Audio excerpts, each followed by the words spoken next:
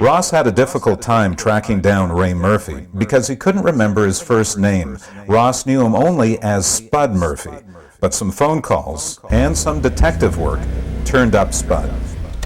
Hello, Ross. Welcome Raymond. to Stone. Welcome to Stone. Do you remember the time we went to, I think it was Nuremberg or Stuttgart, and we passed over Augsburg, Yes, and yes. we got a lot of flack. Yes, that's And right. Charlie says to John over the intercom, "What kind of courses are you steering me on tonight?" John says, "Why?" He says, "Christ, we're over Augsburg." He says, "We're on our way to Stuttgart." And John says, "Sorry, skipper, it's my mistake."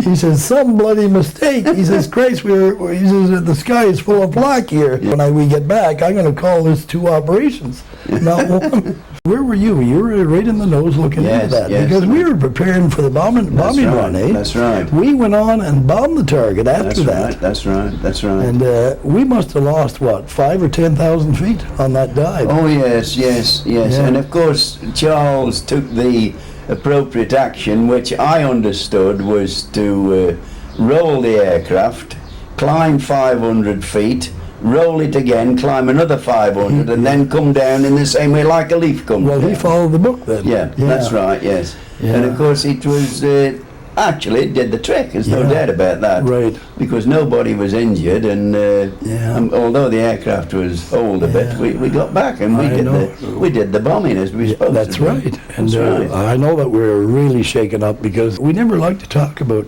trips, but that night we did. If I'd have had my head down looking into the bomb site, Yeah. I would have not been with us any longer, Is that because right? there was a piece of flak Yeah. came straight through the nose. There was a hole in the nose about so Is big. that right? Yeah. After we, Yeah. that would have where my head would have been. I'd have been Yeah. looking over the bomb site. I was looking up, and this Lancaster or Halley, I forget which it was flying, and we were going this way, and the Halley was going this way. He was right above us with his bomb doors That's open. right, that's right. And I screamed at Charlie, I said, "Look out above." And the bombs came down, That's right. and I would swear one of the HEs went between our 2 port motors. Well, it may well have Yeah, been.